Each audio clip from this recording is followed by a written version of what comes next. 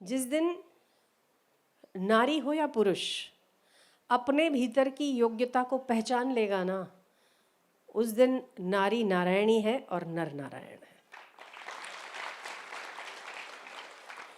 हम क्या करते हैं ना, दूसरों की महिमाएं गाते हैं, है ना। वो ठीक बात है, गुरु की महिमा को शिष्य को गाना चाहिए, भगवान की महिमा को भक्त को गाना चाहिए। तो वो गाने का अर्थ ही ये होता है कि हम उसकी महिमा को गा के उसके गुणों को अपने भीतर उतारें। महिमा हम क्यों गाते हैं? इसीलिए तो गाते हैं कि उसके गुण को गाते गाते हम में वो बात आ जाए। पर केवल गाते ही रहना, गाते ही रहना, गाते ही रहना, ये तो ठीक नहीं है। अब आप अपनी महिमा गाओ ताकि आपको पता चले कि आपने हमारी महिमा या गुरु जी की महिमा या भगवान की महिमा को गा के कितना उतारा है। समझ में आए ना। और आज तो वुमेंस डे है, केवल हम अकेली नारी हैं, आप भी तो नारी हो। और वृंदावन में कोई पुरुष है ही नहीं, वहाँ स्त्रियाँ पुरुष भी नारी हैं। सखी संप्रदाय एक संप्रदाय है जो चूड़ियाँ पहनते हैं, तिलक लगाते हैं, मांग टीका लगाते हैं, हार पहनते हैं और अपने आप को सुहागन समझते हैं। कौन? स्त्रियाँ नहीं, पुरुष। और वो अपने आप को भगवान कृष्ण का सखी बताते हैं, गोपी बताते हैं। तो वैसे वास्तव में स्त्री और पुरुष तो हमारी एक व्यवस्था के लिए बनाया गया है। क्यों? क्योंकि स्त्री और पुरुष के आप देखोगे तो बहुत ज़्यादा भीतर के जो सिस्टम है वो किसी के भी भिन्न नहीं है, एक जैसे ही भगवान ने बनाए। केवल सृष्टि की रचना करने के लिए स्त्री और पुरुषों को थोड़ा सा विभिन्न बना दिया है, बस, क्योंकि उसे सृष्टि चलानी है। इसके अलावा हम स्त्री हैं और वो पुरुष है, ये हमारी मान्यता है। आत्मा न कभी स्त्री थी न कभी पुरुष है। जिसके पास साहस है, जिसके पास गुण है, वो नारी हो तो लक्ष्मीबाई, मीराबाई, आनंदमयी माँ, गार्गी, मदालसा, जो काम पुरुषों ने नहीं किया वो काम स्त्रियों ने कर दिखाया, है ना।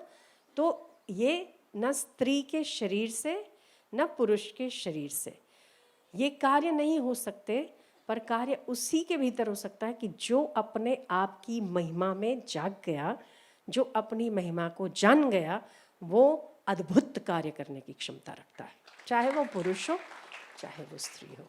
पर हाँ आजकल थोड़ा औरतें थोड़ी दबा हुआ मानस है। तो ये भी अच्छा है कि सरकार ने 8 मार्च को वुमेन्स डे डिक्लेयर किया है।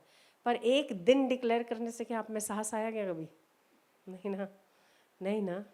आंतरिक शक्तियाँ जब तक जिसकी जागृत नहीं होती तब तक कोई कितना ही दिन मना ले कोई फर्क नहीं पड़ता। पर जिसकी आंतरिक शक्ति जागृत हो गई उसका पूरा जीवन ही उसके नाम, दूसरों का भी और उसका खुद का भी, सफल हो जाता है।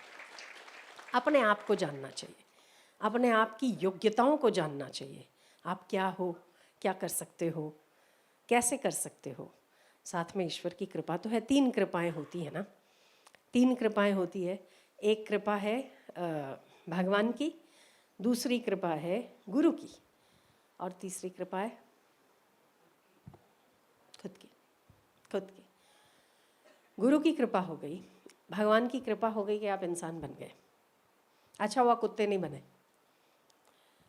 इतने सारे पिता के शरीर से इतने वीर्य के सेल्स इतने निकलते हैं, कोई एक आध उसको गर्भ मिलता है, बाकी सब नाली में बह जाते हैं।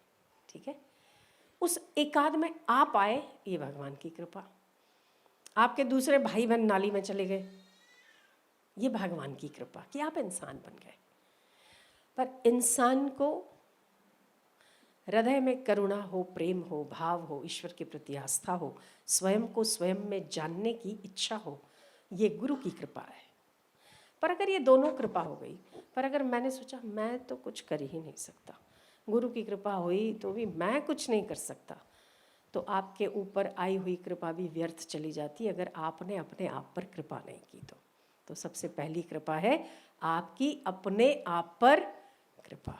दूसरी कृपा है गुरु की कृपा, तीसरी कृपा है भगवान की कृपा। तो दो तो आपके पास है कि नहीं है? बिना उसके यहाँ बैठे है ना?